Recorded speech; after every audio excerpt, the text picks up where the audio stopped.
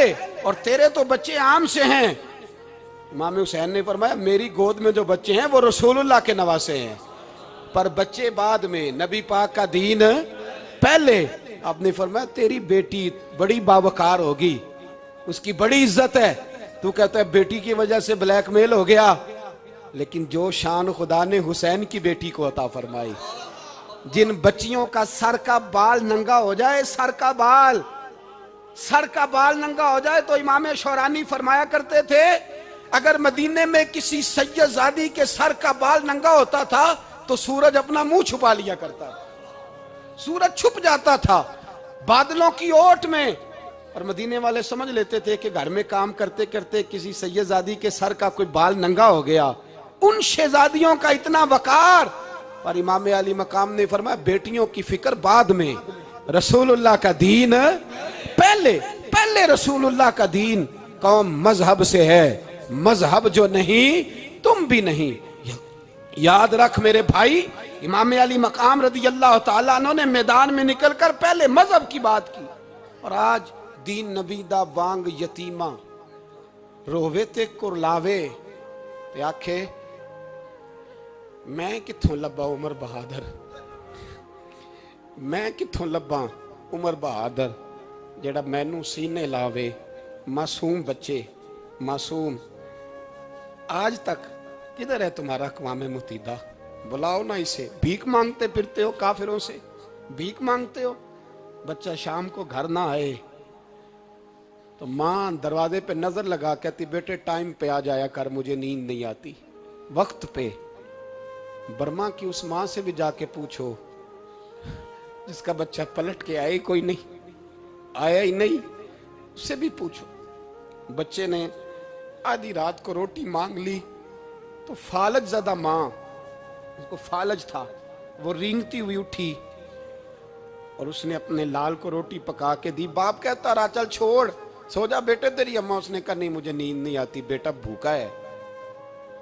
उस माँ से भी कभी पूछ, उस माँ से जो बांग्लादेश के खेमे में बैठी है। तो बीबीसी लंदन का रिपोर्टर कहता है कि तेरी ख्वाहिश क्या है? कहती कोई भी नहीं, चलो 2 दिन के बाद ही सही मेरे बेटे को एक रोटी दे जाया करो, ये रोटी मांगता है मुझसे, मैं किधर से लाऊं?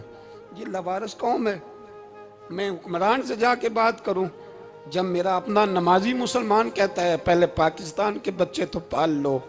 मेरे भाई तुझे खबर ही नहीं, ये तो जा ना तू कभी गुंबद खजरा पे, तो मेरे मुस्तफ़ा ने फरमाया मन अज़ा मुस्लिम फ़क़द अज़ानी। फरमाया जब मेरा मुसलमान तकलीफ में होता है तो मैं गुंबद में तकलीफ में होता हूँ, मुझे दर्द होता है, मुझे अजियत होती है। पूछ जाके महबूब पाक से। मेरे अजीज, किसी को गम ही नहीं इन लोगों का, किसी को परवाह ही नहीं, कुछ सोचता ही नहीं इनके बारे में। मैं अपने घर में मस्त हूँ, आप अपने घर में मस्त हैं। मेरे रसूलुल्लाह की उम्मत लुट गई सारी, जगह जगह तबाही। 1 इंच धरती पर जमीन ऐसी नहीं जो काफिर की हो और खून बहता हो।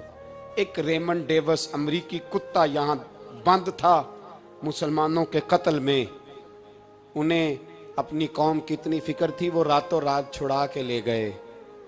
लेकिन मेरी और तेरी बहन आफिया सिद्दीकिया सालों से बंद है। तड़प के पूछा है मुसलमानों ने कि उसकी गलती तो बताओ, उसका कसूर नहीं पर वो बंद है। कोई नहीं बात करने वाला, कोई नहीं। मस्जिद जाने, जुमा तो पढ़ाना है, उसमें गर्ज नहीं, दर्द है कि नहीं क्या, उसमें तो इतना पता है 1 घंटे तकरीर है करनी है। पीर साहब सुबह से शाम तक तावीज़ लिखते, सियासतदान सुबह से शाम तक जनाजा भी तब पड़ता है कि मुझे वोट मिलेंगे। ताजर कहता है बस दुकान चलनी चाहिए, मर जाए मेरी तरफ से सारी दुनिया, बस करो, इस खौल से बाहर निकलो। ए नौजवान मुस्लिम, कभी ये तदब्बुर भी किया तूने, वो कौन सा गर्दू है जिसका है तू एक टूटा हुआ तारा? तूने सोचा ही नहीं कभी, तुझे कभी खबर ही नहीं हुई कि ये किस कदर बड़ा काम था? मेरे रसूल पाक सल्लल्लाहु अलैहि वसल्लम के गुलामों जागो। जाऊं हजरत साद बिन नबी वकास के पास, कादसिया की जंग हो रही थी, काफिर बुला रहा था, आओ अगर कोई है तो आओ, आओ मुकाबले में। हजरत साद बिन नबी वकास ने घोड़े दौड़ा दिए, दश्त तो दश्त हैं, सहरा भी न छोड़े हमने, बहरे जुल्मात में दौड़ा दिए घोड़े हमने। हजरत साद बिन नबी वकास ने घोड़े दौड़ाए, आगे दरिया आ गया, कोई पुल नहीं, कोई शय नहीं। इस्लाम की इज्जत का सवाल है।